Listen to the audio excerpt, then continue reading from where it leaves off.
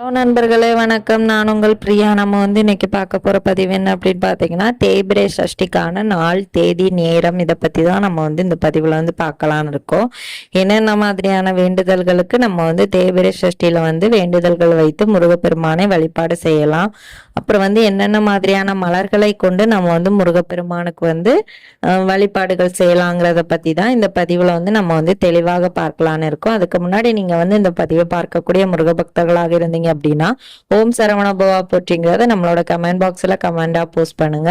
இது வரைக்கும் நம்மளோட சேனல் நீங்க சப்ஸ்கிரைப் பண்ணாம பார்த்துருந்தீங்க அப்படின்னா மறக்காம சப்ஸ்கிரைப் பண்ணி வச்சுக்கோங்க. இது போல பயனுள்ள தகவல்களை நீங்க தொடர்ந்து பார்த்து தெரிந்து கொள்ள முடியும். இப்ப வாங்க நம்ம பதிவுக்குள்ள போகலாம்.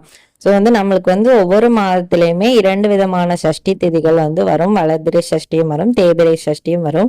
வளர்பிறை சஷ்டி நம்மளுக்கு முடிந்துச்சு. இப்போ நம்ம பார்க்க போறது தேய்பிறை சஷ்டி. இந்த தேய்பிறை சஷ்டி நம்மளுக்கு என்னைக்கு வருது அப்படின்னு பார்த்தீங்கன்னா, வரக்கூடிய மே 18, அதாவது நாளைக்கு மே 18 ஞாயிற்றுக்கிழமை வருதுங்க.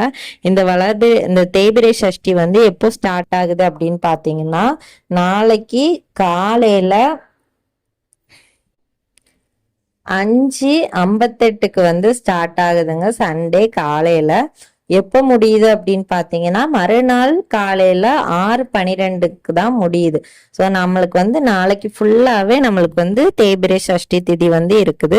உங்களுக்கு என்னென்ன மாதிரியான வேண்டுதல்கள் முருகப்பெருமான் கிட்ட வைக்கணும்னு நினைக்கிறீங்களோ அதை நீங்க வைத்துட்டு தாராளமாக விரதம் இருக்கணும்னு நினைக்கிறவங்க விரதம் இருக்கலாம். ஒரு வேளைக்கான விரதம், ஒரு நாள் விரதம் கூட நீங்க இருக்கலாம். உங்களுக்கு என்னென்ன செய்யணும்னு தோணுதோ அதை செஞ்சுக்கோங்க.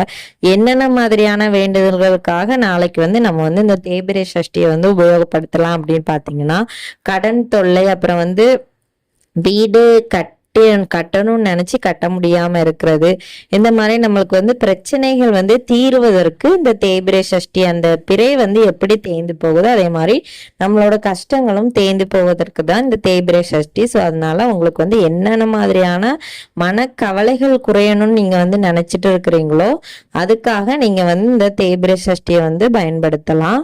ஸோ மறக்காம நீங்க இதை செஞ்சு பாருங்க. என்னென்ன மாதிரியான மலர்களை கொண்டு நீங்க நாளைக்கு முருகப்பெருமான அலங்காரம் செய்யலாம் அப்படின்னு பாத்தீங்கன்னா, செவ்வரளி மலர்களை கொண்டு நீங்க அலங்காரம் செய்யலாம். அதே மாதிரி உங்களுக்கு என்ன நெய்வேத்தியம் செய்து வைக்கணும் அப்படின்னு தோணுதோ அதை நீங்க வைக்கலாம். குழந்தை பாக்கியம்காக நீங்க விரதம் இருக்கணும்னு நினைக்கிறீங்க அப்படின்னா நீங்க தயிர் நாளைக்கு ஏதாவது ஒரு முருகர் கோவிலுக்கு வாங்கி கொடுங்க. அந்த தயிர் ஊத்தும் போது முருகப்பெருமானோட உள்ளம் எப்படி குளிருதோ அந்த அளவுக்கு கண்டிப்பா உங்களுக்கு குழந்தை பாக்கியத்திற்கான வரமும் கிடைக்கும். ஸோ அதனால நீங்க நாளைக்கு வரக்கூடிய அந்த தேய்பிறை சஷ்டி நீங்க மிஸ் பண்ணாதீங்க. நாளைக்கு நீங்க முருகப்பெருமானை வழிபாடு செஞ்சீங்க அப்படின்னா கண்டிப்பா உங்களோட கர்ம வினைகள் அனைத்துமே தீருமா.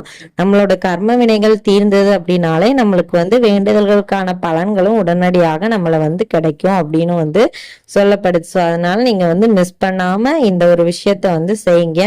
குழந்தை பாக்கியம் வேணும்னு நினைக்கிறவங்க கண்டிப்பா நாளைக்கு ஏதாவது வீடு பக்கத்துல இருக்கிற முருகர் கோவிலுக்காவது போயிட்டு வந்துருங்க.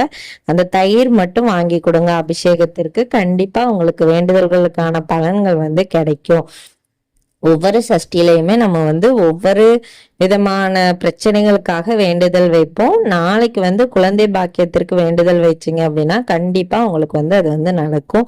முருகப்பெருமான் நிறைவேற்றி தருவார். நாளைக்கு நம்ம சொல்லக்கூடிய நாமம் என்ன அப்படின்னு பாத்தீங்கன்னா, ஓம் சஷ்டிபதையே நமோ நமகங்கிறத நீங்க ஒரு 6 முறை உங்களால முடிந்தது அப்படின்னா சொல்லுங்க. கண்டிப்பா கந்த சஷ்டி கவசமோ வேல்மாறலோ பாராயணம் பண்ணுங்க. தினமும் நீங்க கந்த சஷ்டி கவசம் படிச்சுட்டு வரும்போது கண்டிப்பா உங்களுக்கு அனைத்து பிரச்சனைகளுமே தீருமா. அதனால மறக்காம நாளைக்கு இதெல்லாம் செய்யுங்க. முடிஞ்ச அளவுக்கு தானம் பண்ணுங்க. நாளைக்கு இந்த பலன்கள் அனைத்தையுமே நாளைக்கு கர்ம வினைகள் தீரும் அப்படிங்கிறதுனால தானம் பண்ணீங்க அப்படின்னா அந்த பலன்களும் உங்களுக்கு கிடைக்கும்.